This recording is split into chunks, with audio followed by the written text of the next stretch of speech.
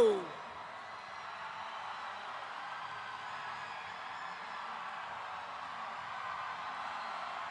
Whoa. Thank you.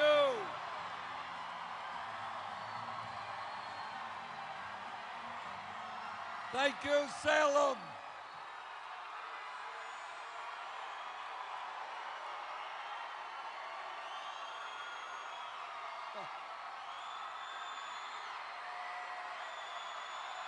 Whoa.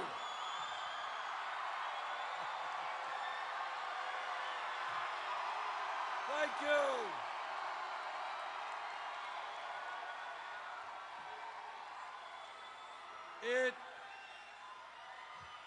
Salem, thank you.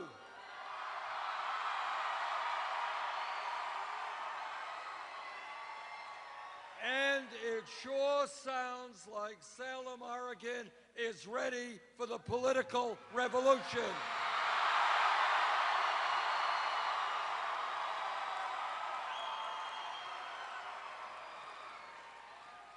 This is a great turnout, and I want to thank all of you for being here. Let me begin by giving you all some pretty good news.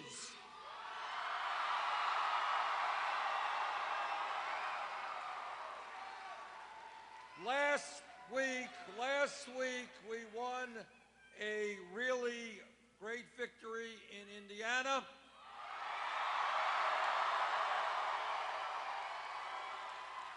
And tonight it appears that we've won a big victory in West Virginia.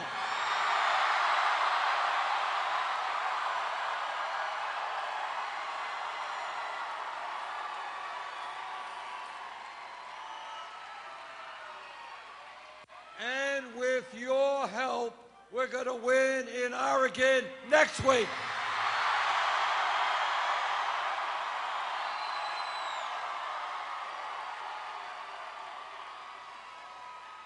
And I want to take a moment to thank the people of West Virginia for the tremendous victory. I think it ends up being a double-digit victory tonight.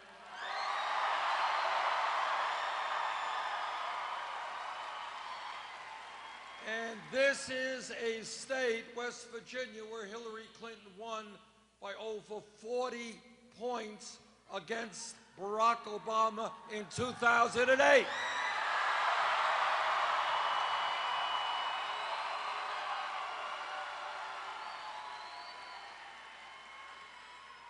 West Virginia is a working-class state, and like many other states in this country, including Oregon, working people are hurting.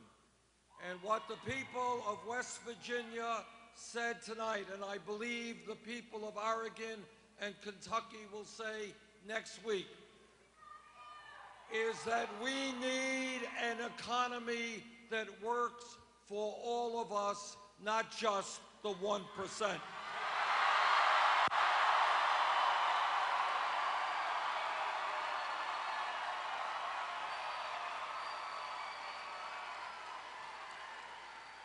The people of this country are sick and tired of working 2 or 3 jobs. They are tired of working longer hours for lower wages. They are worried to death about the future of their kids. And they do not want to see almost all new wealth and income going to the top 1%.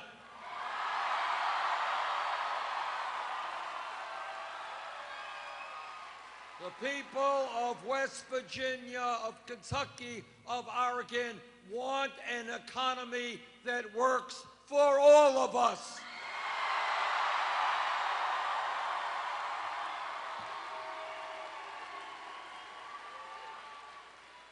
They want to have the United States join every other major country and guarantee health care to all people as a right.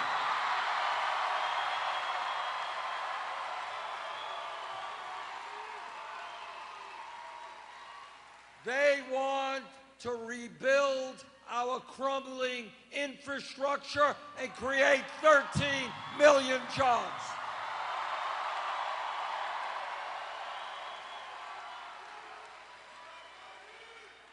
And the people of West Virginia and the people of Kentucky and the people of Oregon understand that in the year 2016, we have got to make public colleges and universities tuition free.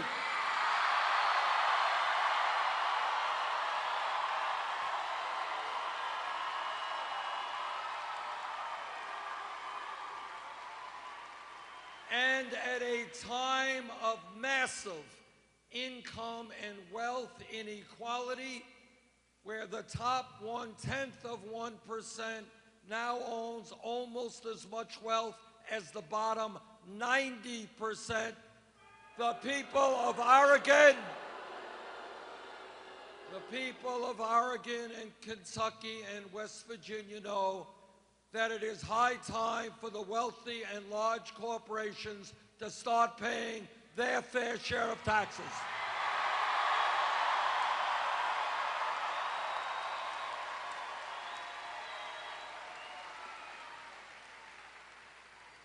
With our victory tonight in West Virginia, we have now won primaries and caucuses in 19 states.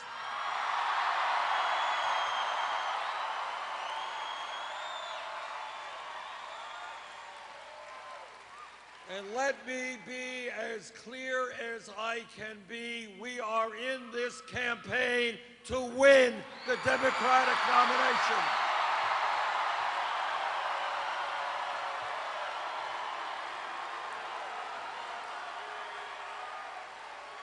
And we are going to fight for every last vote in Oregon, Kentucky, California, the Dakotas,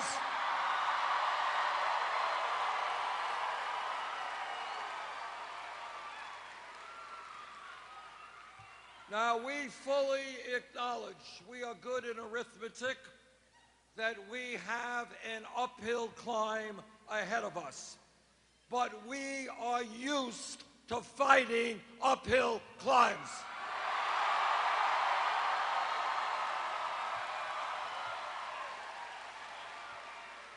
We have been fighting uphill from the first day of this campaign when people considered us a fringe candidacy.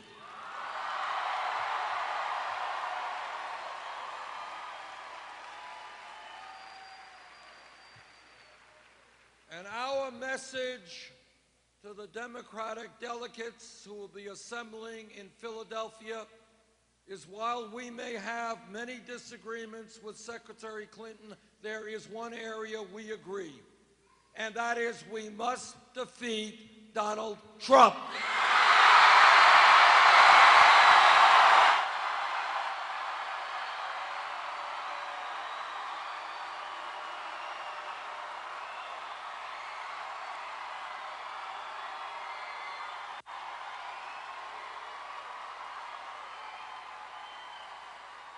And I am very happy to tell you we will defeat Donald Trump.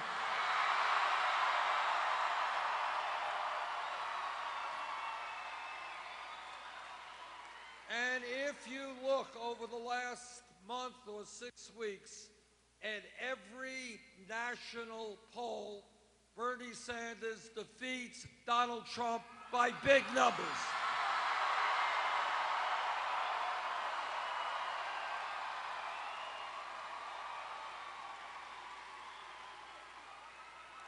But it is not only national polls where we defeat Trump by bigger numbers than Secretary Clinton. It is state poll after state poll after state poll.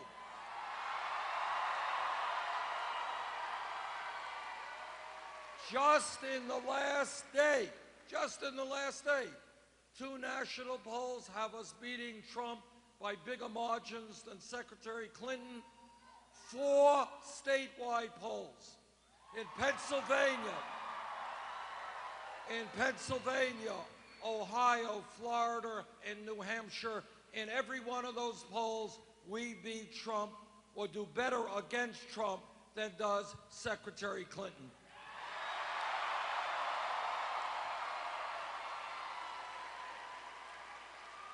But the reason that our campaign is the strongest campaign against Trump is not just the polls. It is that our campaign is generating the energy and the enthusiasm that we need to have a large voter turnout in November.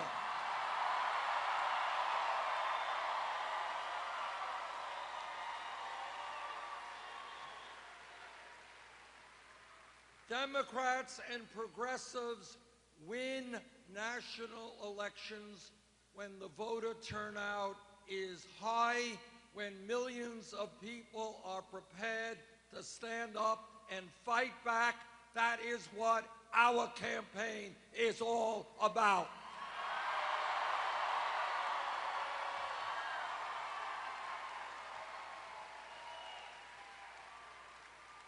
I am very proud to tell you that taking on virtually the entire Democratic establishment, senators and governors and members of Congress and mayors, despite all of that opposition, we have now received well over 45% of the pledged delegates.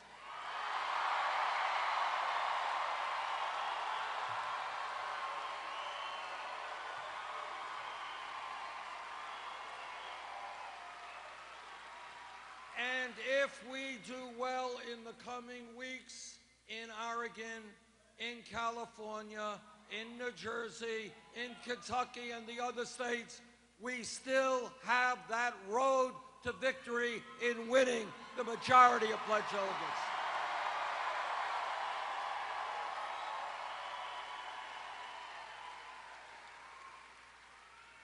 And let me mention something else that doesn't get a lot of attention, but that I am very, very proud of. In virtually every primary and caucus, we win the significant majority of people 45 years of age and younger.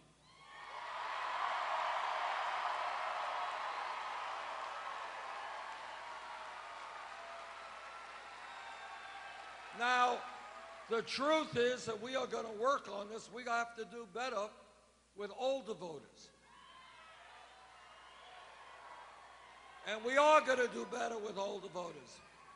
But when we win in state after state a significant majority of younger voters, what that tells me, and I think it tells the American people, our vision of economic, social, racial, and environmental justice is the future of America.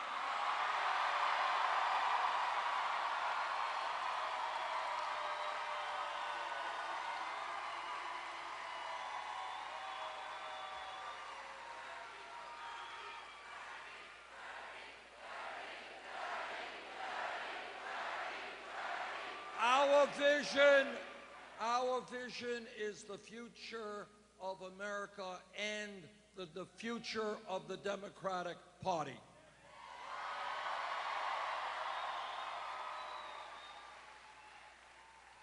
Now, Donald Trump is not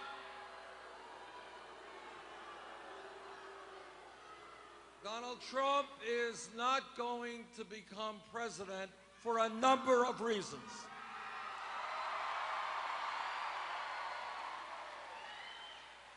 And the major reason is that the American people understand that we cannot have a president who has insulted Latinos and Mexicans,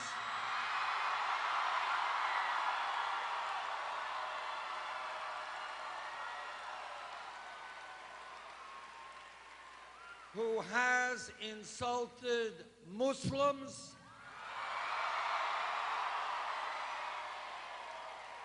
who every day is insulting women in one way or another,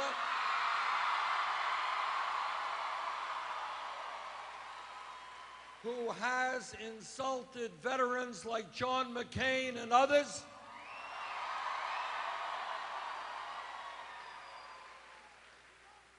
who has insulted African Americans in a very profound way. People sometimes forget that before Mr. Trump was running for president, he was one of the leaders of the so-called birther movement.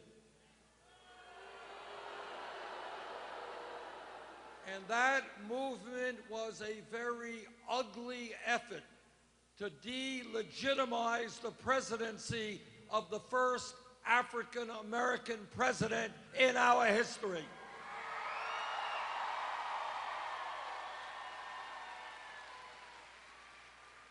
Mr. Trump will not become president because the American people understand that our strength is in our diversity.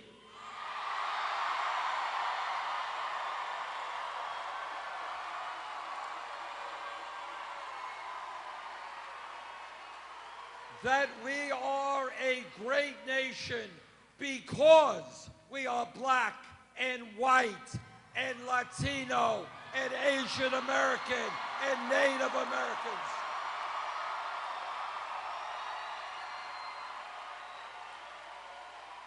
We are a great nation because we are gay and we are straight.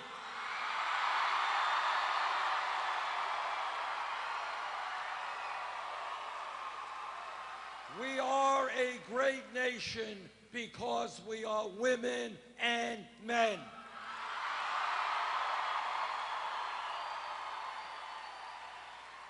And our greatness and our strength is when we come together as one proud people.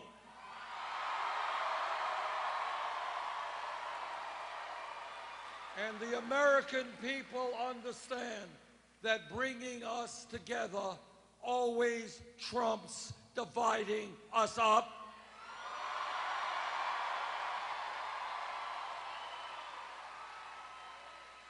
And the American people understand that we are great when we support each other.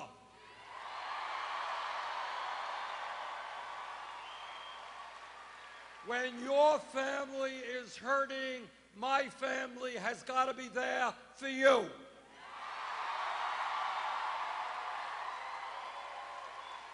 And when my family hurts, you have got to help us.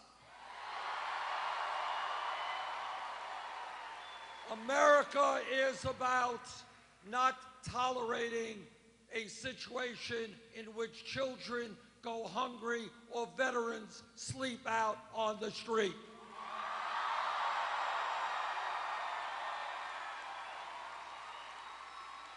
And the American people understand that supporting each other always trumps selfishness.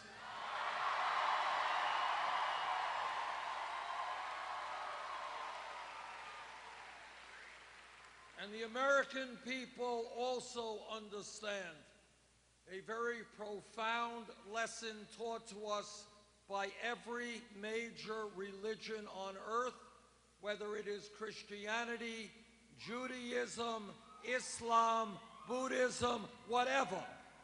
And that profound message is that at the end of the day, love always trumps hatred.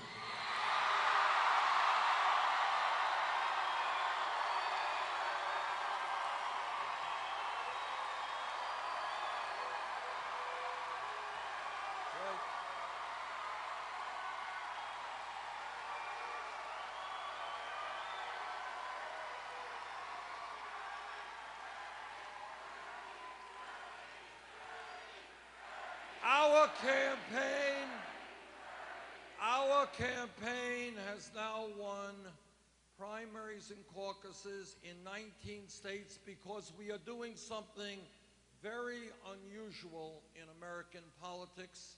We are treating the American people like intelligent human beings.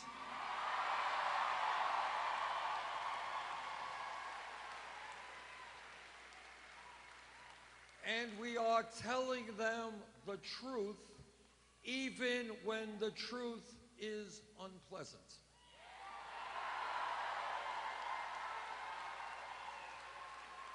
I have always believed that it is far more important to deal with unpleasant truths than just to sweep them under the rug.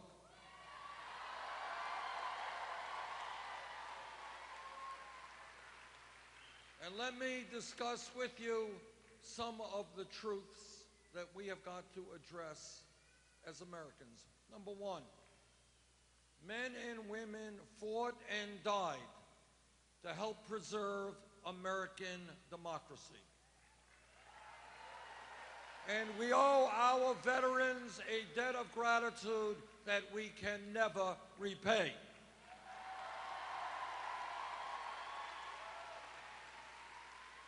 And that is why I regard it as appalling that today we have a campaign finance system which is corrupt and undermining American democracy.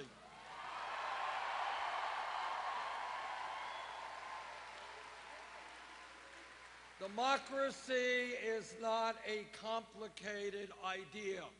It means one person, one vote. You get a vote, you get a vote, and you get a vote.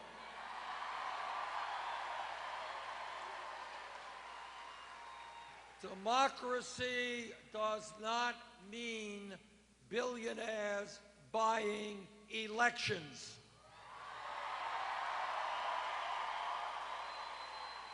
Democracy does not mean Wall Street and the wealthiest people in this country contributing massive amounts of money into super PACs.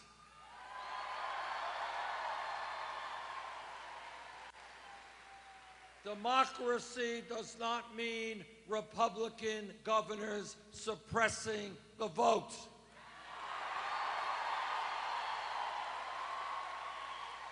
And that is why, together, we are going to overturn this disastrous Supreme Court decision on Citizens United.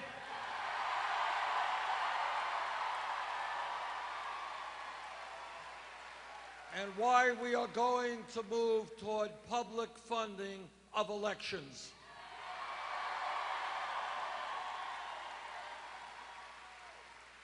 I believe passionately in democracy, and what that means is if you are a progressive, a moderate, a conservative, I don't care what your ideology is, you should have the right to run for office without begging millionaires for campaign contributions.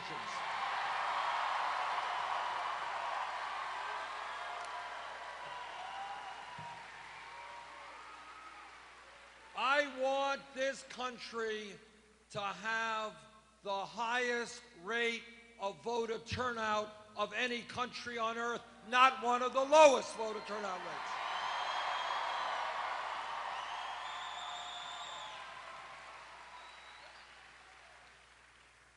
But it's not just a corrupt campaign finance system and the super PACs that we have got to deal with. It is the fact that we live in a rigged economy.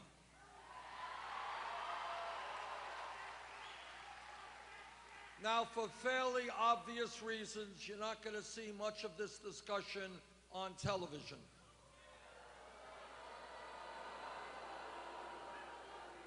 But here are some unpleasant realities that we as a nation are going to have to address, and that is, we have more income and wealth inequality than almost any major country on earth, and it is worse today that inequality than at any time since 1928. In America today, and I want you to hear this, because you're not going to see it on TV. You may as well hear it here. And that is the top 1/10 of 1%. 1/10 of 1% now owns almost as much wealth as the bottom 90%. In America today, the 20 wealthiest people own more wealth than the bottom half of America, 150 million Americans. In America today, one family, the Walton family of Walmart,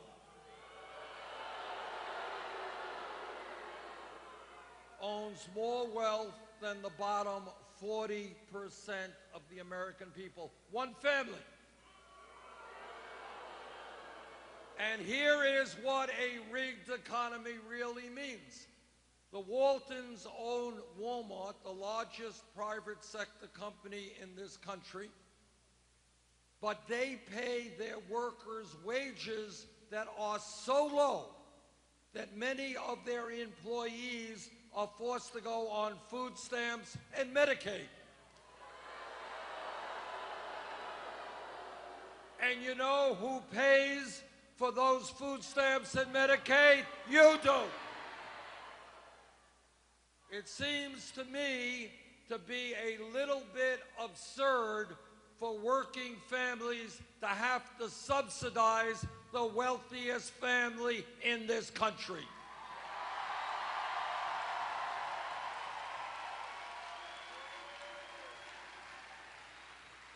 And I say to the Walton family, and by the way, one of the Waltons made a campaign contribution to Secretary Clinton of hundreds of thousands of dollars. I say to that family, maybe instead of making large campaign contributions to Secretary Clinton, pay your workers a living wage.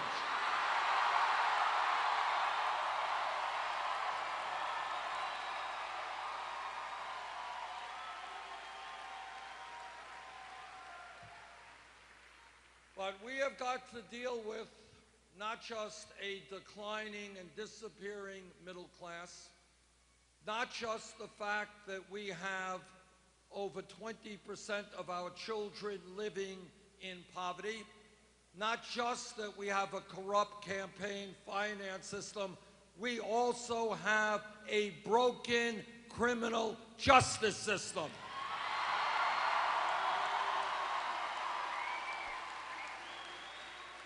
There is something very, very wrong in this country when we have more people in jail than any other country on earth. We are spending $80 billion a year to lock up 2.2 billion Americans. That has got to change.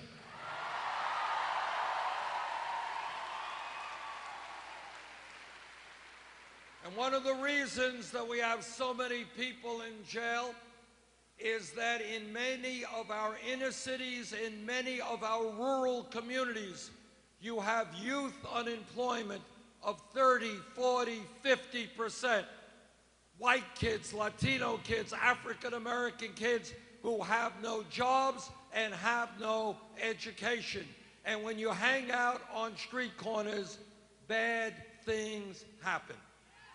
And that is why I believe, and if elected president, we will implement investing in our young people in jobs and education.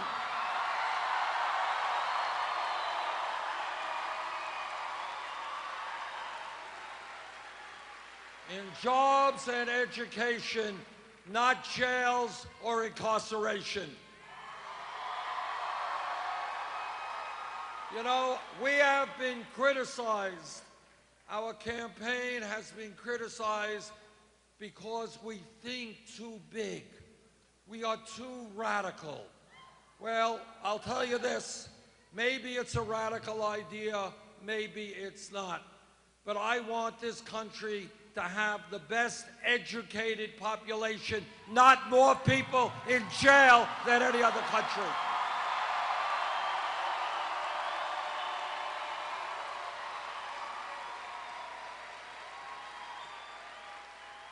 And when we talk about reforming criminal justice, it is also important to deal with local police departments all across this country.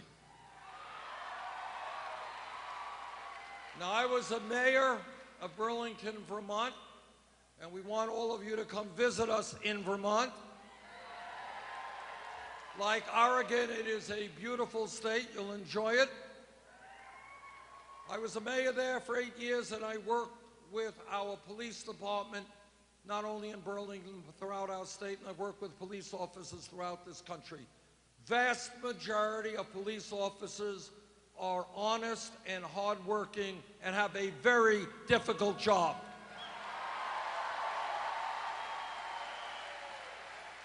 But when a police officer, like any other public official, breaks the law, that officer must be held accountable.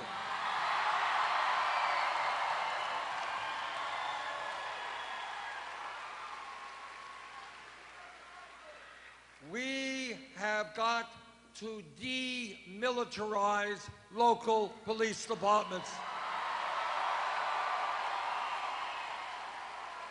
We have got to make police departments reflect the diversity of the communities they serve. We have got to end corporate ownership of prisons and detention centers. We have got to create a culture in this country which says to police departments, lethal force, killing people, is the last resort, not the first resort.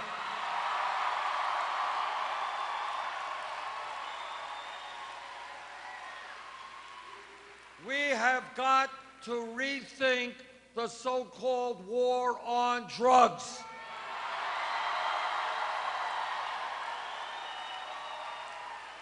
In the last 30 years, millions of Americans have received police records for possession of marijuana. And if you're a young person trying to get a job, having that police record is a real serious issue. And that is why I believe that right now, when the Federal Controlled Substance Act lists marijuana as a Schedule I drug right alongside of heroin, that is crazy.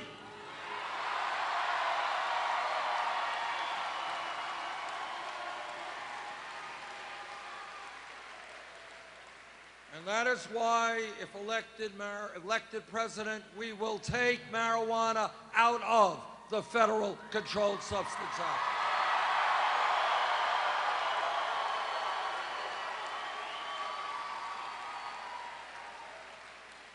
When we talk about drugs, let me tell you, we have a major, major crisis in this country in terms of opiate addiction and in terms of heroin addiction and drug abuse, substance abuse. To my mind, the most effective way to treat that crisis, and it is a crisis because people are overdosing every single day and dying, what we have got to do is understand that addiction is a health issue, not a criminal issue.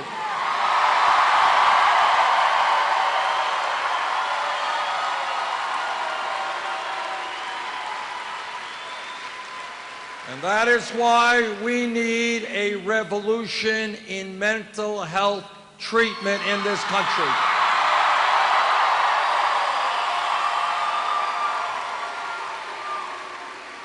If you are addicted, you should be able to get the help you need today, not 6 months from today.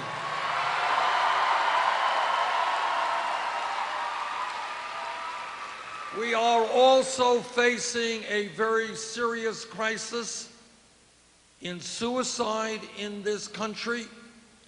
And when people are suicidal or when they are homicidal, and I don't have to tell the people of Oregon about mass killings, we need to make sure that people who have mental crises get the help they need when they need it.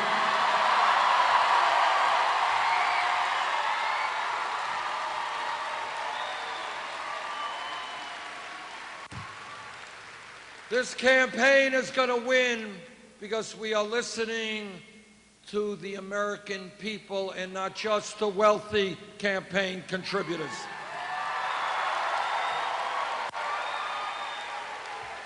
We are listening to workers who tell me they cannot make it on $8 or $9 an hour. We need to raise the minimum wage nationally, $15 an hour.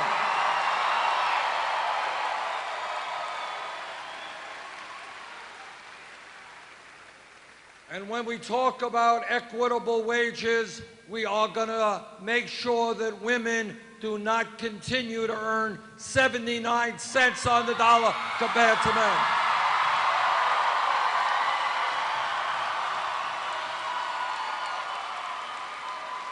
And I know that every man here will stand with the women in the fight for pay equity.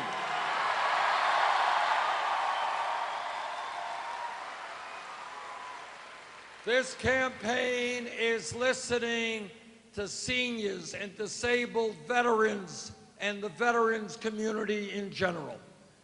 And what they are telling me is that no senior, no disabled veteran can make it on $10,000, $11,000 a year Social Security.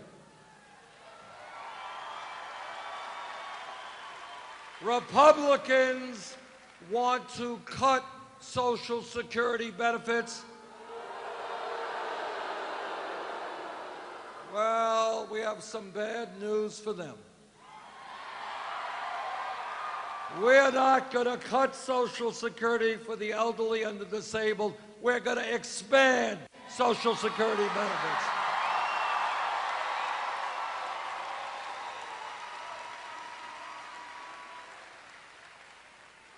This campaign is listening to young people.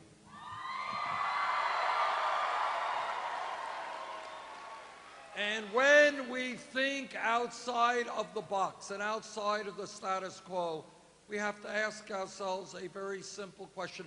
How does it happen that when young people do exactly the right thing and go out and get the best education they can, why do they end up with $30,000, $50,000, $70,000 of debt?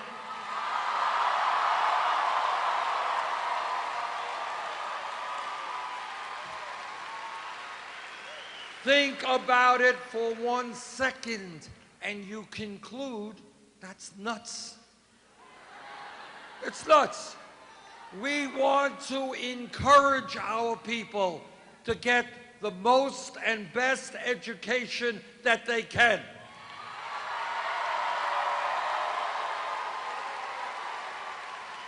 We should not be punishing people for getting an education. We should be rewarding them.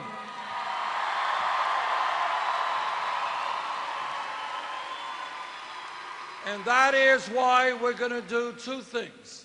Number one, we are going to make public colleges and universities tuition-free.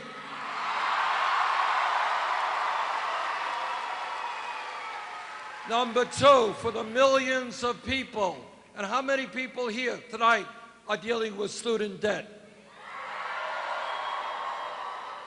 What we are going to do is allow people with student debt to refinance their loans at the lowest interest rates they can find.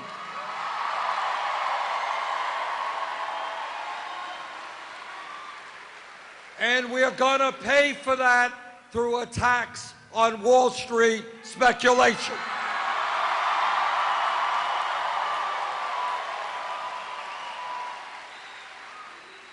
This country bailed out Wall Street when their greed and illegal behavior drove this nation into the worst economic downturn since the Great Depression.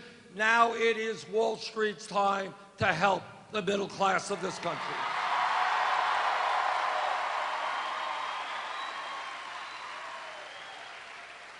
This campaign is listening to our African American brothers and sisters.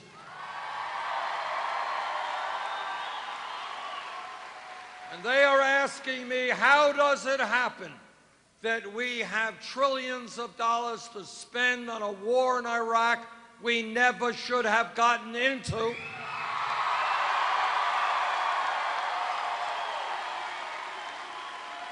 But supposedly we do not have the money to rebuild crumbling inner cities in this country. If elected president, together we're going to be changing our national priorities. We're not going to be rebuilding infrastructure in Iraq. We're going to be rebuilding inner cities in America and in all of them.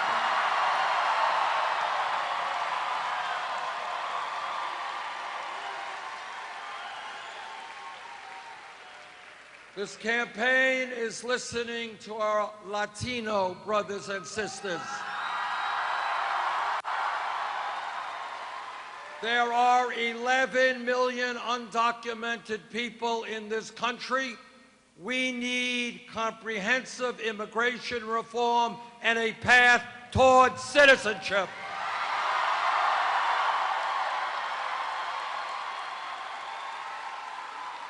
This campaign is listening to a people whose pain is almost never heard, and that is the Native American community.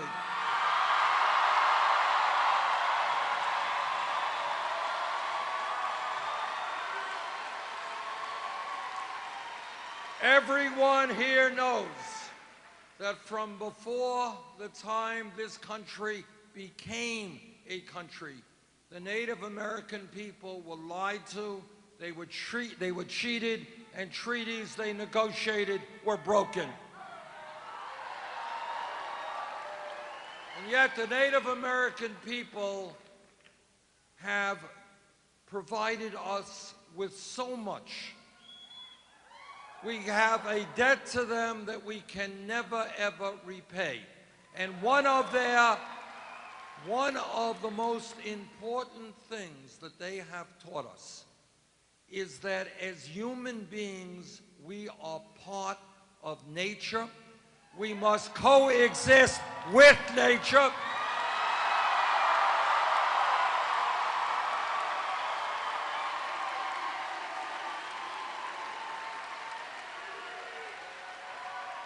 And that if we continue, as we are doing today, if we continue to destroy nature, we are ultimately destroying the human species.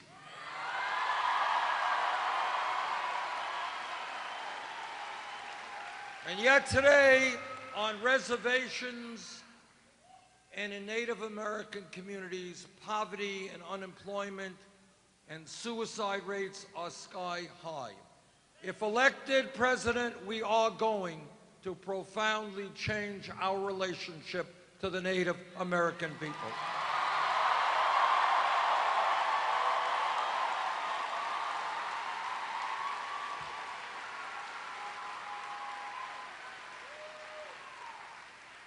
When we think big and not small, when we think outside of the status quo, we ask ourselves a very simple question. How does it happen that the United States is the only major country on earth not to guarantee health care to all people as a right?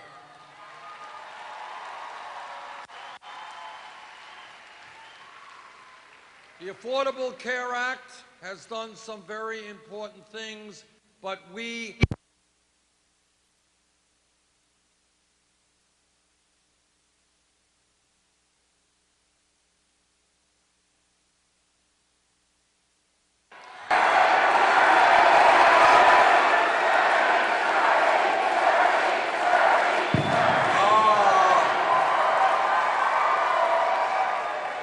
sound system has reappeared.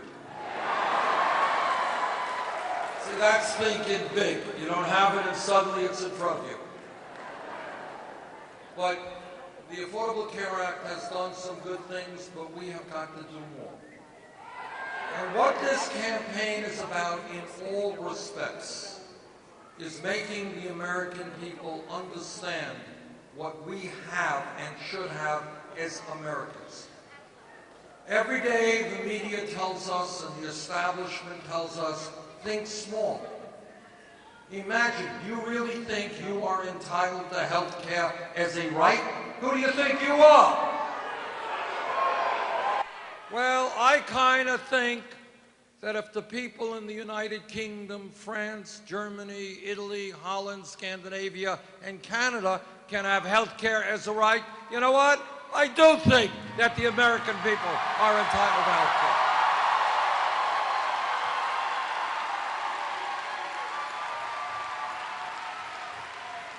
And I want you to think big and think about this. When we pass a Medicare for all health care system, what it means, anybody goes to the doctor when they have to go to the doctor, not worry about a deductible or a copayment.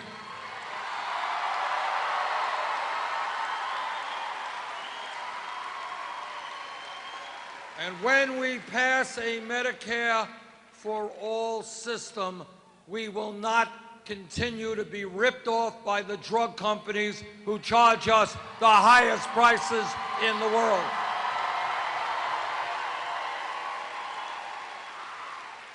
And when we pass a Medicare for all system, it will mean that millions of people no longer have to stay on jobs they don't like simply because they're getting good health insurance.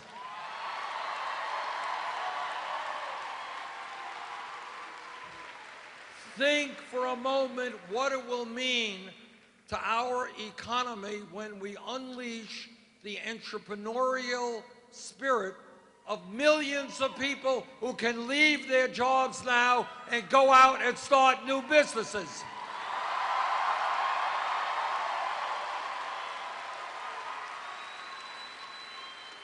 And not have to worry about whether they're going to have health insurance or not.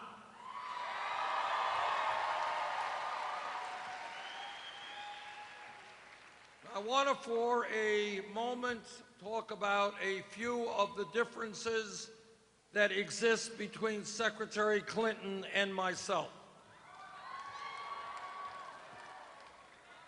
Secretary Clinton thinks we should raise the minimum wage to $12 an hour. Not good enough. We need to raise the minimum wage to $15 an hour. I am a member of the U.S. Senate Committee on the Environment. Let me tell you, climate change is real.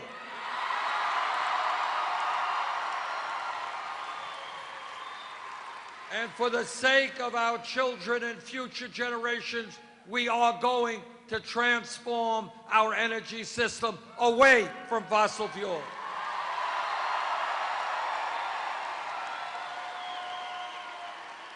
And one way to do that, maybe the most important way, is to have a tax on carbon. That is my view.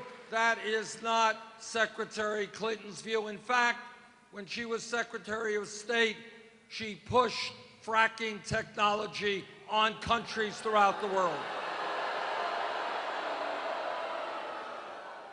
I believe that the issue of clean water is going to become one of the most significant global issues that we face in our country and throughout the world. And that is why I believe we have got to end fracking.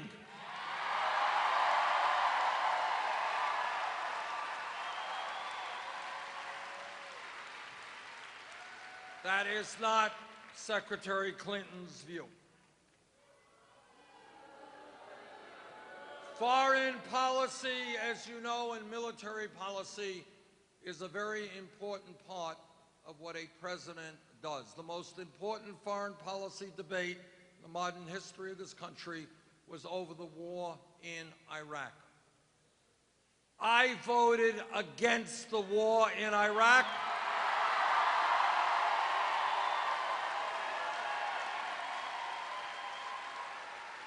Secretary Clinton supported the war in Iraq.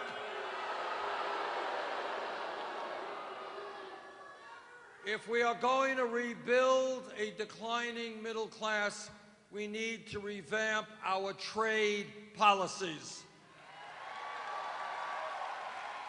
I voted against virtually all. I voted against every one of these disastrous trade agreements. Secretary Clinton supported virtually all of them. And on it goes. At this moment in American history, we need a president who has the history and the courage to take on the billionaire class.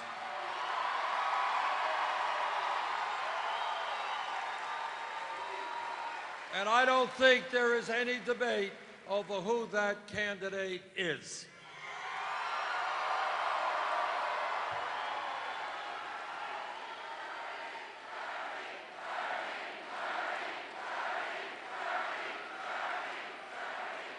Everyone here knows, who has studied American history, that real change always takes place from the bottom on up, never from the top on down.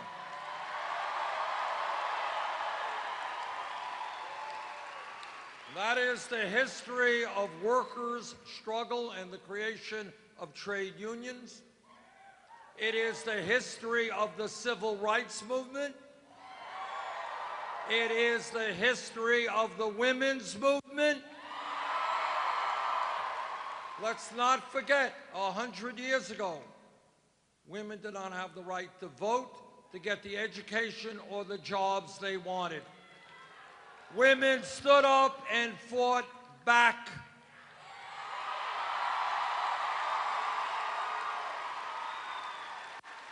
And they and their male allies said women will not be second-class citizens in the United States. And that is the history of the gay movement and gay rights in this country.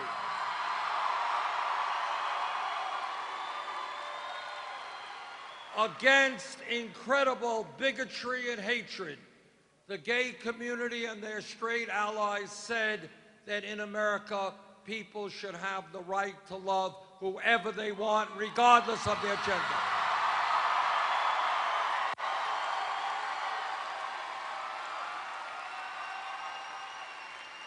And here we are today. Today, in a nation faced by enormous crises. And once again, millions of people are going to have to come together, stand up, and fight back and create a government which works for all of us, not just the 1%.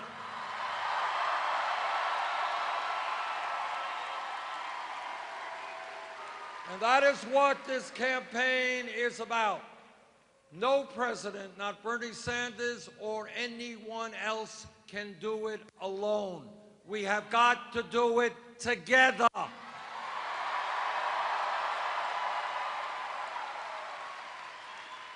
And in that regard, I want to thank your Senator Jeff Merkley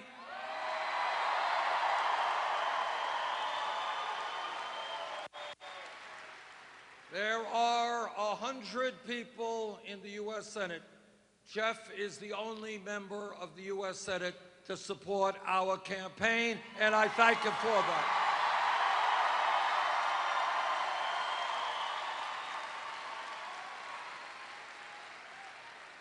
Next Tuesday, there is going to be an enormously important Democratic primary here in Oregon.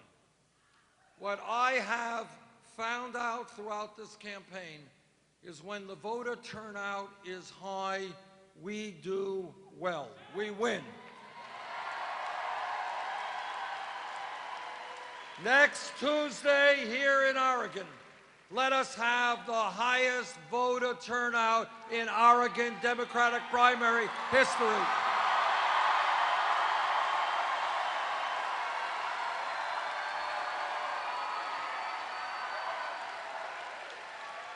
And let the great state of Oregon, the progressive state of Oregon, go on record as saying, yes, we want a